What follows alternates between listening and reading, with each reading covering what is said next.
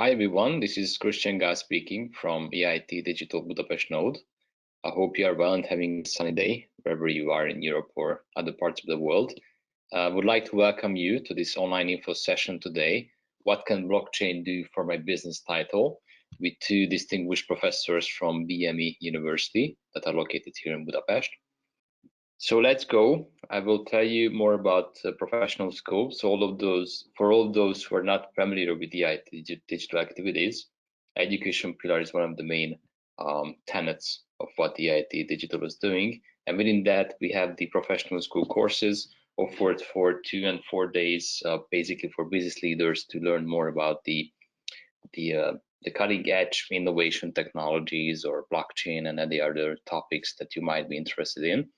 For a full package what we are offering within professional school, you can find it at professionalschool.eitdigital.eu website.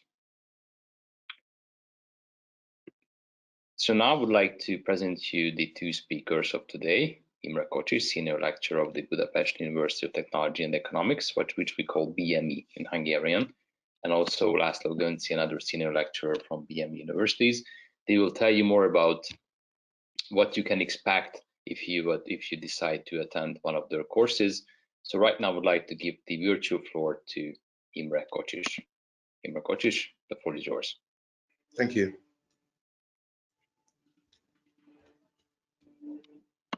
So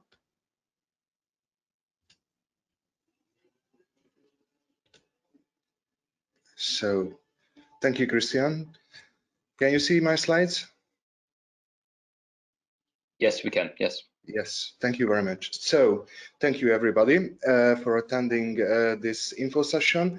What I will talk about in a few words is what is this blockchain stuff and what are the ramifications for business, hopefully even your business, and why we do not have to fear them anymore.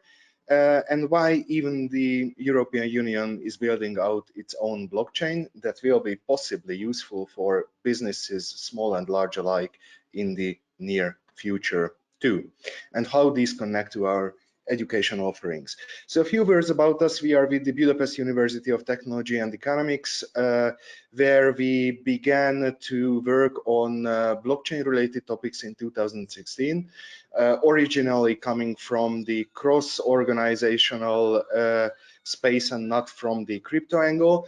We have been members of the Linux Foundation funded Hyperledger project for quite a while, and we are active in helping the development of various cross-organizational blockchain technologies, and we are also educators here at the university, where we have a course that sees regularly more than 100 students since 2018, as well as in professional education, where we have a fruitful and very nice cooperation with the European Institute of Technology Professional School, and we also have other offerings and various industrial engagements.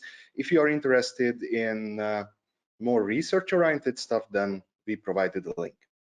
So I would like to start with the old adage that Europe went to the Americas for the gold and silver, but what we found there was gold and silver, certainly, but other more menial, if you like, things may have been even more important than those assets, those commodities, from potatoes through corn, through paprika, for which we as Hungarians are sometimes noted, to tomatoes and the like.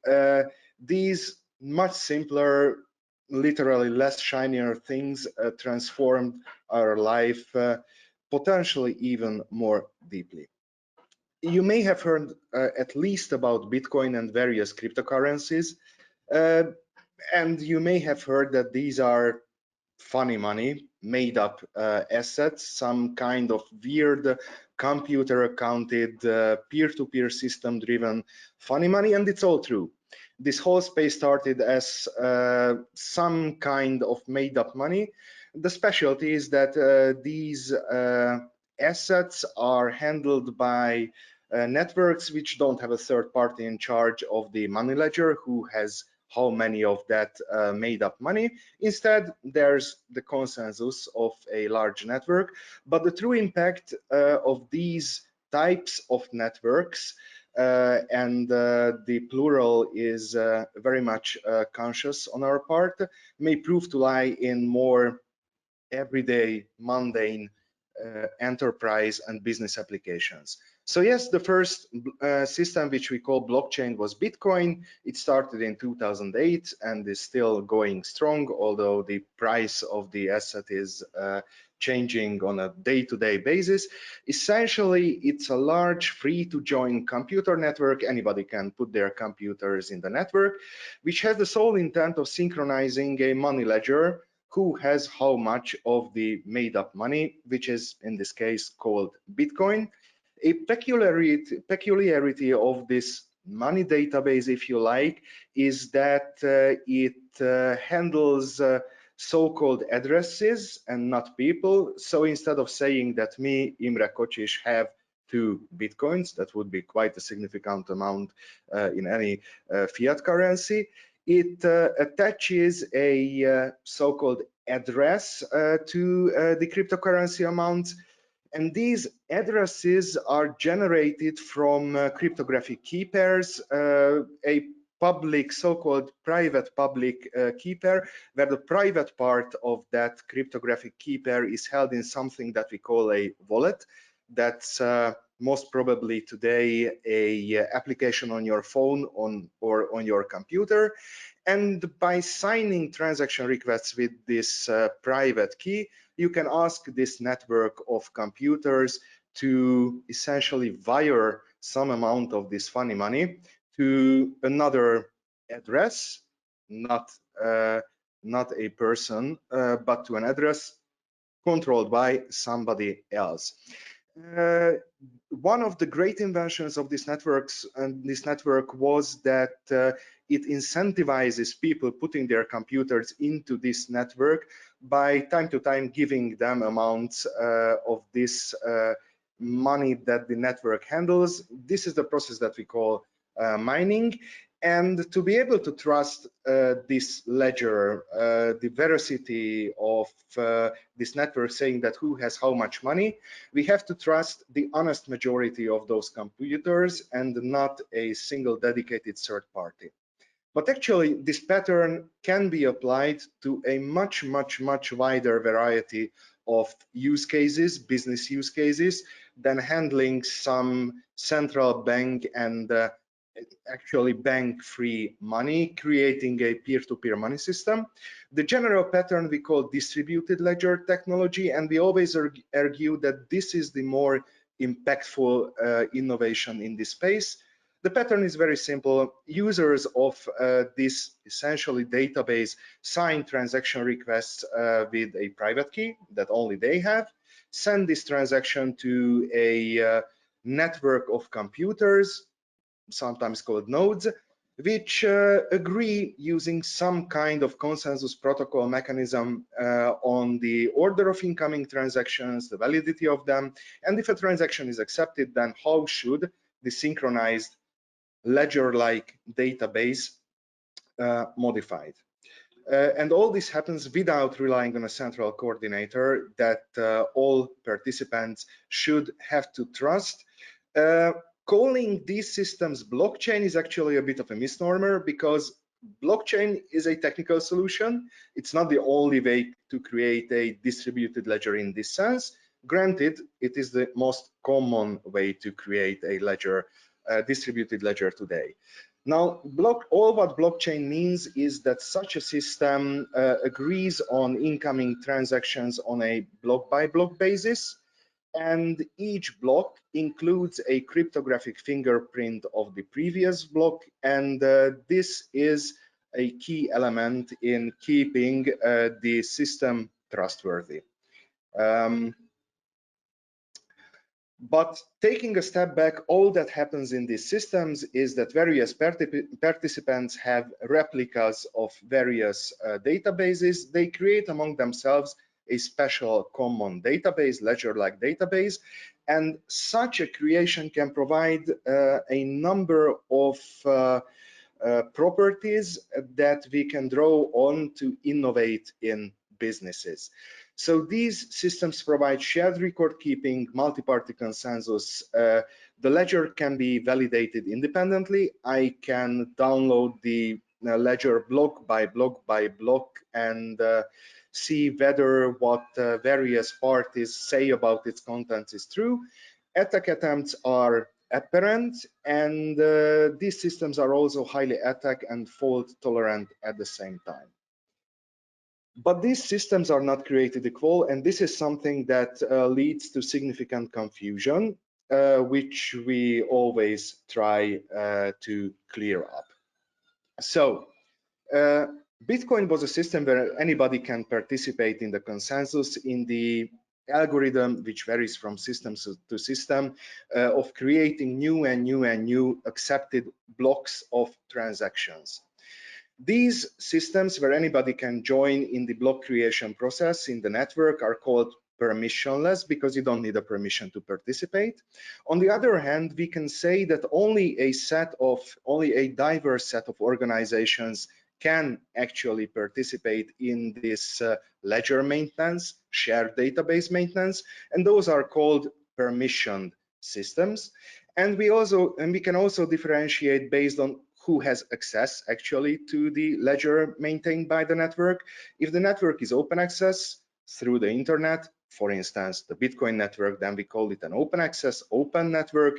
But if access to the database is tied to being, say, the employee of one of the participating organizations, then these systems are called closed or consortial or private networks. Now, there is a possibility to create a somewhat Bitcoin-like distributed ledger system across organizations, across businesses. And then these organizations will have to trust each other, the majority of each other being honest, and not a single party who could be a risk from the point of view of their common business, or can price their services quite highly. So in this space, in the upper left quadrant, we speak of bespoke networks for cross-organizational cooperations. And today there are a number of technologies with which you can create a dedicated network for you and for the organizations cooperating with you. Technologies which can be employed for these are mature and include Hyperledger Fabric, Corda, and Quorum. There's still the other quadrant, what we know from at least the press, the big, large open participation Bitcoin network, Ethereum network, Zcash, and the like. There are 7,000 various cryptocurrency networks because these are all cryptocurrency networks on Wikipedia.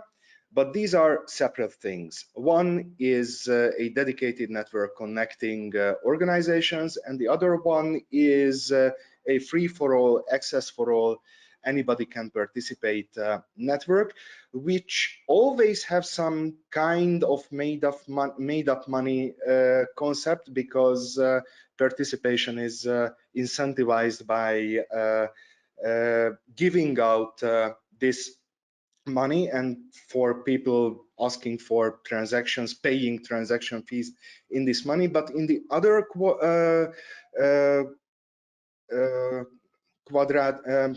in the upper left quadrant, we don't need cryptocurrencies.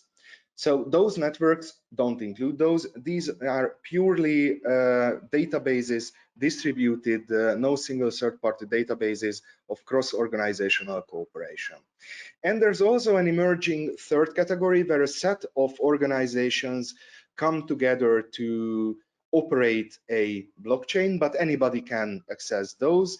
These are purpose-specific networks. Usually there are ones for financial transactions. Facebook, now Meta, tried to create one in the first round not so successfully. There's one such network for the energy sector, for innovation in the energy sector. The European Union is building out such a network for cross-border cooperations and use cases. And there are networks appearing which connect the other two worlds at separate blockchains, and the innovation is very much ongoing in this space. But the secret sauce is the same in all cases. There's some multi-party consensus that provides trustworthy content without a single third party. There's something that we call smart contracts. If you are familiar with databases, these are essentially stored procedures, small programs that can be used in such a network to create network enforced rules of cooperation. And there's also a third aspect, which we call self-sovereignty.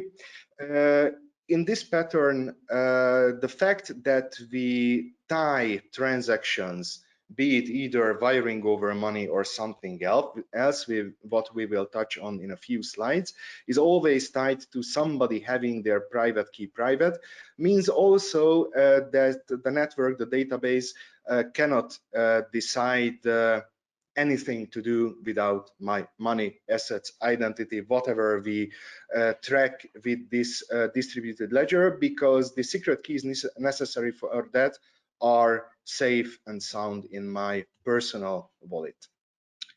Now, despite this space being more known for cryptocurrencies, the serious applications, if I can use this word, have arrived, and have arrived half a decade ago, literally. The first examples were in the logistics space. Famously, IBM and Maersk came together to create a blockchain platform, consortial blockchain platform for tracking containers all over the world. But since then, we are seeing publicly and in production solutions for trade finance, solutions for supply chain management, food provenance tracking, and supporting the recall of various goods. We see very strongly these technologies in the healthcare industry and various insurance industries. And now national banks are researching whether these technologies can be used for the upcoming wave of central bank issued digital currencies. Some early production examples are already there. And certainly wherever any asset has to be tracked, an asset can be tracked the same way as money can be tracked. And the same pros apply for tracking parts of a jet engine as apply for tracking amounts of some crypto money.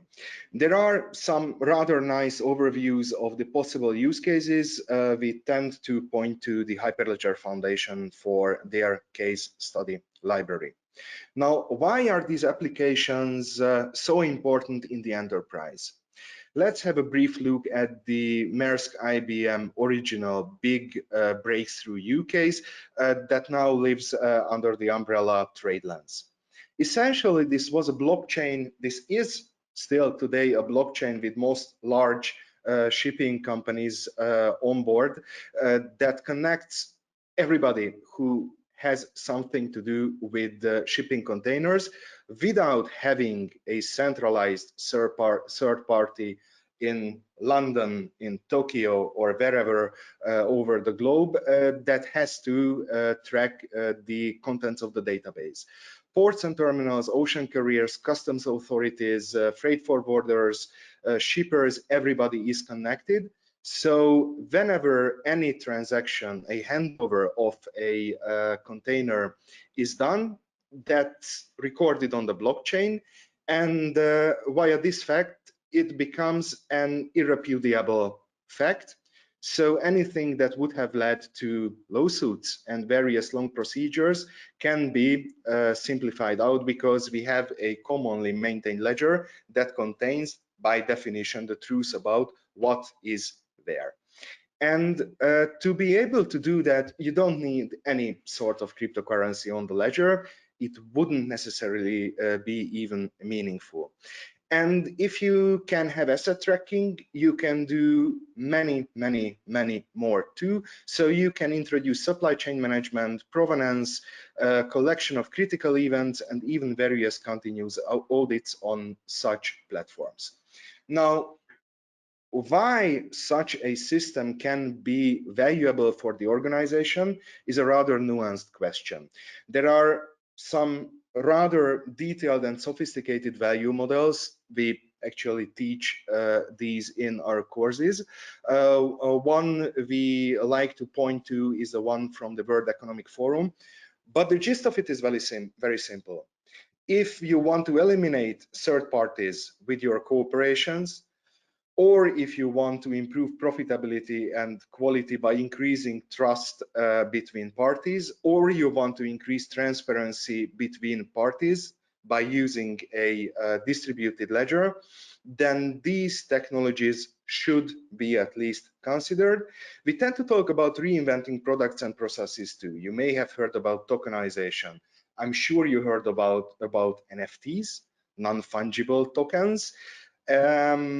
How these ideas can be translated to the enterprise and to common business use cases is still the target of exploration. We offer some avenues of innovation in our courses and point to successful, at least research prototypes, but the first three are eminently doable and have been doable for the last 5-6 years. I mentioned Europe. A very strong sign of blockchains maturing is that the European Union is building out its blockchain platform. It's called European Blockchain Services Infrastructure. And the idea is that let's connect various member states for various use cases without creating, let's just say, another department or directorate in Brussels in charge of these use cases. Instead, let's distribute the trust and let's distribute the handling of data across the member states of Europe. It's very much in line in the way the EU is built up from the point of sovereignty. Now, the applications that are being created include identity management, cross-border identity management, cross-border handling of diplomas, trusted data exchange, and the like. We actually have a member state node here at the university. This is not something that you can use as a business today, but it will be something that you will be able to use, or maybe even have to use in the near future, we believe. The whole area maturing can be seen with its rather contentious relationship with respect to money too. We used to say that there's a missing dollar problem in these blockchain networks, in the cryptocurrency networks, as well as in cross-organizational cooperations. In cryptocurrency blockchains, those have their own cryptocurrencies, but the price of those is volatile. There are still very serious legal issues.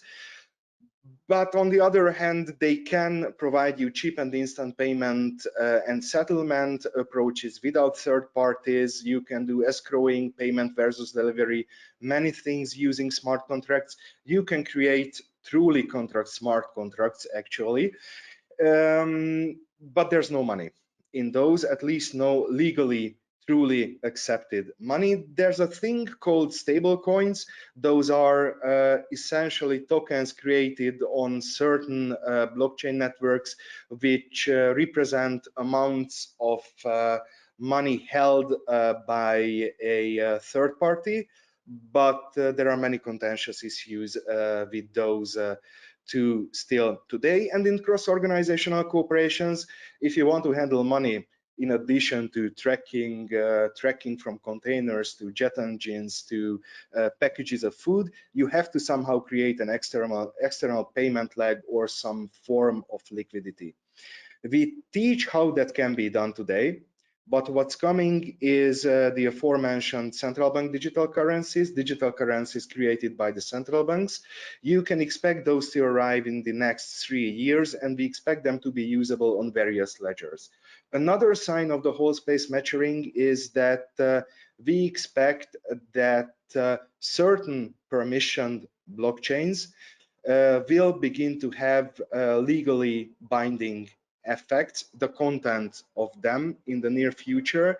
This will be part, hopefully, of the revision of the EIDS directive in Europe. So, what can we learn with us? What can you use it for? Well, there's one end, the enterprise use cases, where one of our courses focuses on digital manufacturing, and we actually show you how you can create a blockchain-based collaborative manufacturing space. The killer application, if you like, here is actually document handling, because you have 50 versions of a model, and if the 49th version gets actually fabricated instead of the 50th, then nobody will be happy. Now, blockchains can help you to eliminate those problems. So we teach why this is important, how you can do it, and this is actually standards aligned, because the American National Institute of Standards and Technology is already issuing blueprints for such solutions. On the other hand, we also teach how the crypto world works, and we can give you ideas how to create NFTs, not the like of the NFTs that you see on the screen. So don't come to our courses with the expectation that you will be the next one who sells a JPEG, essentially a blockchain tracked JPEG at Christie's for $70 million. But we will explain what this means and how we can bend this concept, how we can apply this concept to the business area. So with EIT Digital, in our courses, we help you to understand blockchain, strategize about its application in your business, plan the way forward in using these technologies. And we also put emphasis on seeing the various challenges of applying blockchains in cross-organizational cooperations, because there are some rather serious pitfalls, but if you are aware of them, you can steer clear. So come join us, and here Lottie should take over and tell a bit more about the courses themselves. Thanks. Okay, so do you see my slides at the moment? Yes, we can. Yeah. So just to tell a couple of words about our course specifically in digital manufacturing and logistics, which was already introduced by Imre via this example, is that in this area, we think that blockchain can be a sort of super glue for the digitalized industry, which means that it can serve as a basis for collaboration, for business to business and business to customer collaborations as well. And as machine to machine applications that are coming, it would be even more important to see what blockchain can do for us and how blockchain can serve traceability issues. And just if you consider the amount of data which is produced, for instance, by industrial IoT systems, then you can imagine how big a fault it could be to find any sort of source of error in a large interconnected system. We will show you in the course how blockchain can help in this by storing some, let's say, fingerprint of the data which is coming from the real world sensors, and how it can help to identify, for instance, the source of an error in a large connected chain. Also, there is quite a big possibility in applying sort of machine learning applications in big data in digitized industry. Here, there is a very important question: how to prove that the model and the outcome of the model is correct, and the model is working on the data, which is really the data, which is meaningful and important. One of the most important concepts here is the digital threads, how to create a digital model of the industry and of the artifacts within the industry, and digital twins as well. And there are also some even more advanced possibilities, for instance, to create dynamic assemblies. There are some common aspects in these areas. One is that all of these things need integrity, traceability, and availability. So the key to transformation is to solve trust issues, because in these collaborations there are a number of participants which have, of course, different, sometimes contradicting interests, and we should solve the problem of collaboration without the need of revealing all details. For instance, here an element of the digital thread can be sort of design of a physical product, and then it's a challenge to create a sort of digital twin of the product on blockchain. So something which is existing in blockchain, it proves that something happened in real world, but it doesn't reveal any detail which is not necessary for others to see. All of this then turns to development of design and creation of blockchain applications, including smart contracts as well. A very important and widely used case study for using blockchain is, for instance, supply chain finance, where different parties want to collaborate in order to, let's say, share and decrease the risk, and therefore decrease the price of collaborations. And to tell a bit about our courses and the upcoming editions, we have first the blockchain for the decision making course, which would be at the end of May. Here the goal would be to give a high level overview on blockchain aspects, and at the end of the course you would be able to see at least the meaningful decision alternatives and decision points. Here we will teach DLT and blockchain basics, different types of blockchains, but not at the technical level, but we will also show some concrete working examples. We will also talk about public infrastructure and what's coming within the EU. And we will also talk about how to create blockchain solutions in an already existing system, because of course blockchain is not a greenfield solution, so it always, in practical cases, always is connected to existing systems and existing processes. So here we will discuss the impact of introducing blockchain in concrete processes and systems. And we will talk a bit about design aspects like performance and security.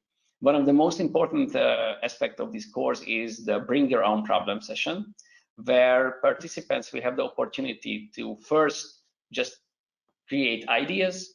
Then we will together elaborate these ideas, and we will select one or two of these ideas from which there would be some concrete models and then applications created. So it would be a sort of rapid prototyping for blockchain. I will show an example a bit later.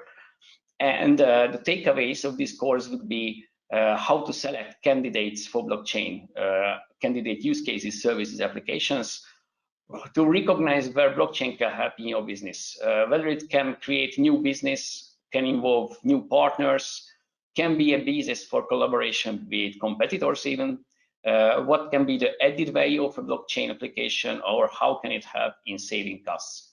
And besides this, we also help you to evaluate the benefits and the risks of introducing blockchains into your existing systems. And last but not least, we will also discuss the integration challenges and possibilities, and we will help you to prepare for these EU-wide services which are coming.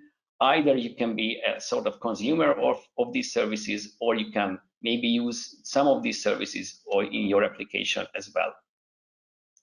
And then the other course is blockchain for digital manufacturing and logistics at the end of June, which would show blockchain opportunities and challenges in these domains.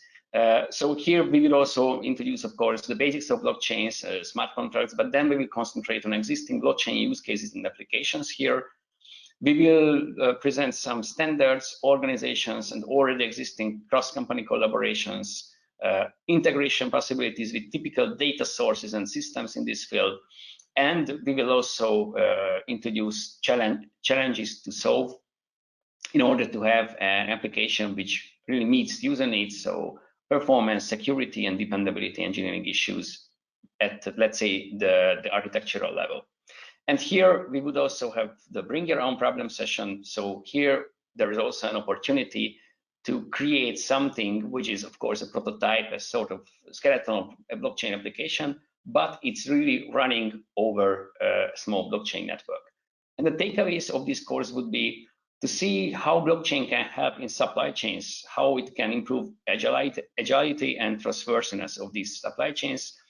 It can also prepare, have to prepare for industry 4 or 5 or whatever is coming, to prepare for machine-to-machine applications and prepare for the challenges of connectivity of different systems. And just to show you a bit of insight into our courses, physically these are here in Budapest, at least upcoming editions at the EIT Digital Budapest node location. And in the previous editions, we always had a good sort of community at the course, because there were some ideas, some discussions, some questions, and also some very nice food thanks to EIT. And the experience from these courses was that people of very different background participated. So there were people from telco, energy, utility sector, financial domain, transportations, manufacturing, even from public administration. And the bring your own problems session here motivated ideas. Prototype creation started at the course, and we know about the company. We are working with them together who participated at the course. And I think within 2 months, you all will have the chance to hear about the blockchain application they created in a very interesting and specific domain. And to show you an example for that session, we start from scratching ideas on the whiteboard. Then we will create something which represents a logical, let's say, model of the system. And then at the end, there would be a small but working application. And during this design process, we will discuss the opportunities and the challenges of blockchain in this specific domain. Here, a lot of ideas were collected during the years from various domains. So to conclude, we want to see you blockchainified, and we would help you in understanding the possibilities, the benefits, and let's say to create a roadmap for the introduction of this novel technology. So thank you for your attention. And now I think we could check the questions.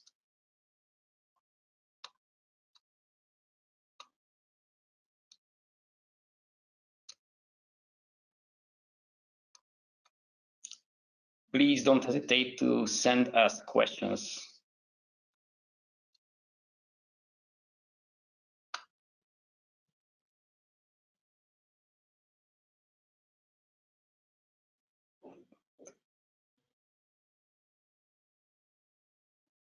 While we are waiting for questions, maybe it's worth to mention that during our previous editions, the participants were of very different business and technical background. And I think it always was a good mix of people really at the end of the course, let's say, working and brainstorming with each other. So I think these are courses where the personal participation really brings ideas. Okay, I see a question. As a beginner, how can I start with a blockchain?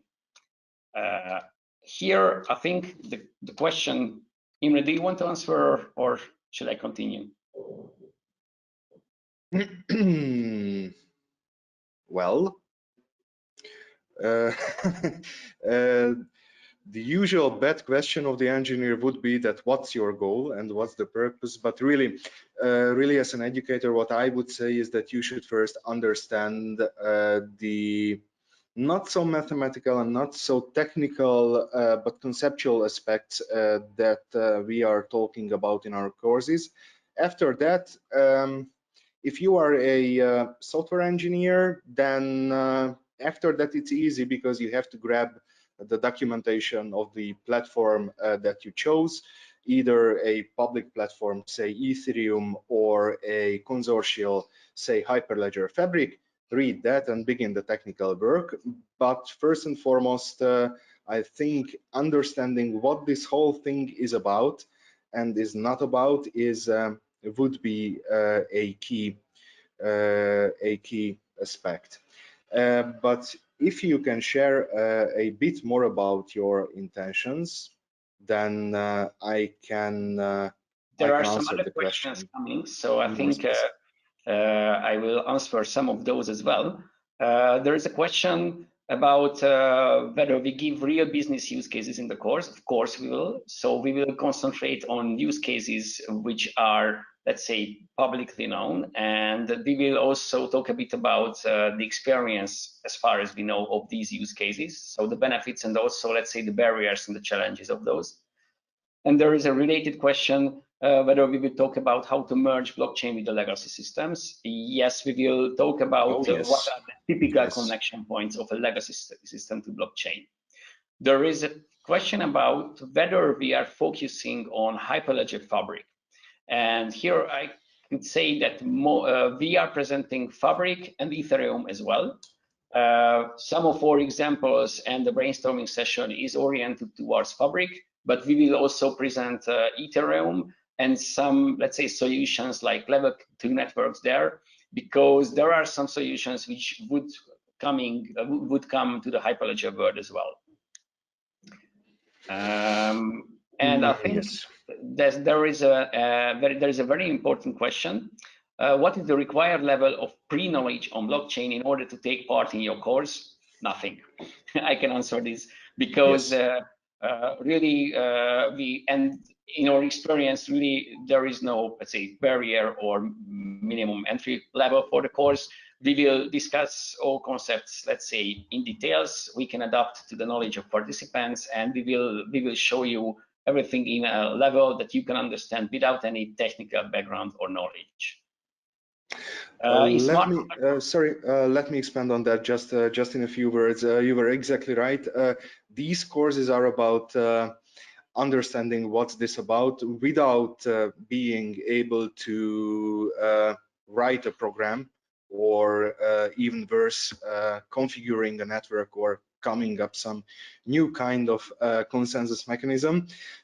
We have those capacities and capabilities too. Our students are writing as a homework. A large part of our students are writing NFTs right now. They have to submit the homeworks next week, and another part of them are writing Hyperledger Fabric smart contracts for various classic use cases. But this course is about understanding, so no cryptography hands-on, and not even smart contract writing hands-on is included by default, but we have those capacities too. And there are two questions related to two specific domains, whether and how blockchain can be used in these domains. One question is related to telecommunications and another one to manufacturing. So let me grab the telco one, because that's I'm on and off involved with that, and have been following that. Deloitte had a rather nice analysis about blockchain in telco now 5 years ago, so it's a bit dated now, but the key takeaways are still there. There's, let's just say, backend stuff that you can efficiently support with that, but that's useful across all organizations, document handling and the like. Specific telco use cases include eliminating roaming settlement providers. So when telcos settle with each other, classically that happens through a third party, and you can eliminate those with blockchain technology. I think some providers already have software for that.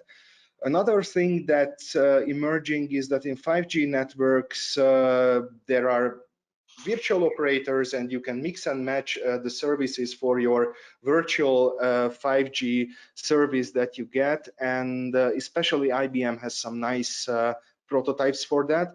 So in 5G, due to the complexity and various parties cooperating at the infrastructure level, this is coming. And along these lines, there's a bag of other innovation ideas that let's just say the big telco providers are at least working on at a proof of concept. Telco equipment providers are working on at a proof of concept level. If you want to read about more what's public, you should look at, for instance, the Ericsson Technology Journal and search for blockchain. It's a rather active area. And about the usage of blockchain in manufacturing, which was the other question, the very, very short answer is that come to our course and we will show. But a bit more constructive and detailed answer would be that basically in the manufacturing, it can be used for traceability. For instance, in domains where you have to be able to show detailed logs for decades, and especially if these includes multiple collaborators. Also in trade finance and supply chain finance problems, where you can collaborate in, let's say, other partners to get some financial benefits and share the risks. And also there are some examples within a concrete supply chain where there are some big vendors are creating blockchain-based data storage for their suppliers and require the partners to use these. There is a question. Just one more thing on that. Some of these use cases can be quite easily created if you have you and your cooperating organizations, you get together, you grab some IT people and business analysts, you put together a blockchain for your purposes, and presto, you don't need a third party, but you have a distributed ledger. Some other use cases, case in point, trade finance, need more for practical considerations, and so this needs actually an existing platform. Quite a few of those exist for logistics and international trade finance. For manufacturing, to the best of our knowledge, not yet. You can interpret this as a market gap or something to wait for. So this there's some differentiation between what you and your cooperating parties can do on your own practically, and what is with what you have to rely on a solution provider who won't be a third party maintaining your ledger, but giving you the blockchain, you and your cooperating parties, the platform that you can use.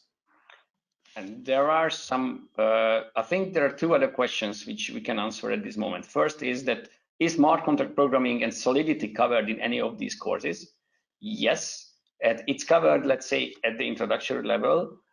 So you will, we will talk about smart contract programming, but these courses are not programming courses. So the main objective is not to teach you to program in Solidity, especially because there are a lot of very good materials for this.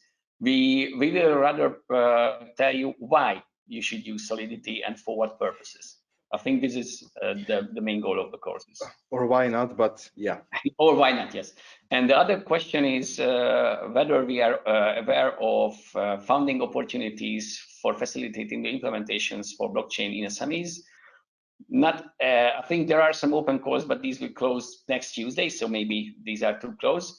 But we see regular calls, for instance, from NGI, which also include the support for implementation of blockchain. But I think this is something which we can also discuss in more details, maybe after the webinar as well. Yes, what I would like to expand on is that you should watch these calls because they can be expected to come out in a series, to the best of my knowledge, and especially in conjunction with the European blockchain services infrastructure.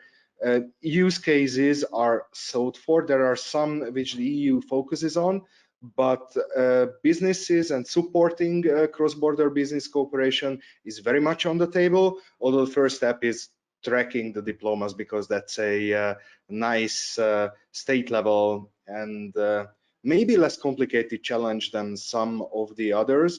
And what I would also like to note is that we are very happy that in Hungary there's tacit support for blockchain innovation at the state level. Some nations are even further. For instance, in Spain, there's something what I usually call a national blockchain, Alastria, and in conjunction with those, you may find support for SME innovation at the state level, and potentially, it varies across the member states certainly, an already existing ecosystem that you may be able to draw on. So this is slowly but surely maturing and being built out. Although we don't see that in the press, just that what's happening with NFTs and cryptocurrencies.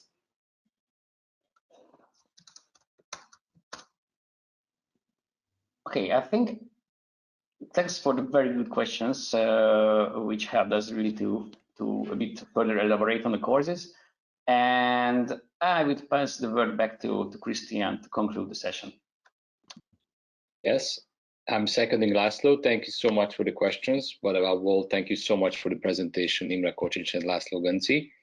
I hope all the answers were fulfilling for you. If not, please reach out to the organizer's email or to us. We are happy to help you, and also Imre and Laszlo are happy to help you with any questions you might have.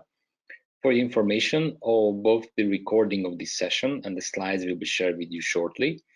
And I would like to also invite you to our annual conference in Brussels of EIT Digital, which is happening on the 31st of May and the 1st of June, whereas you're able to meet with all our partners in the ecosystem all across Europe and also learn more about innovations happening within this ecosystem. So thank you again for coming, and hope to see you soon at the professional school courses guided by Imre and Laszlo, and also all other courses that we are organizing in professional school. Thank you so much, and thank you so much for coming. Thank you. Thank you. Bye-bye. Thanks so much, and hopefully see you. Yes. Okay, bye. Bye-bye.